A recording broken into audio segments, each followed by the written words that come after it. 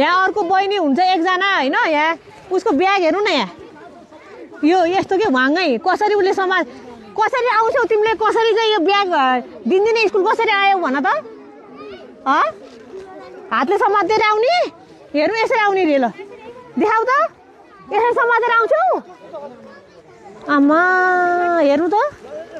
यही नयाँ ब्याग ल्याइदिएछु दिदीले ल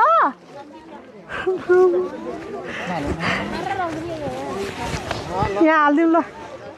त्यो फालिदेऊ अब ल यो नयाँ ब्याग बोक ल आऊ त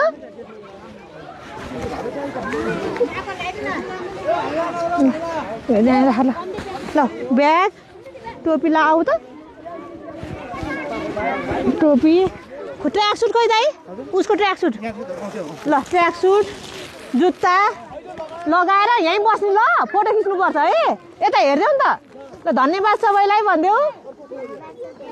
के पायो तिमीले भनिदेऊ के अनि ए ल ल धन्यवाद ल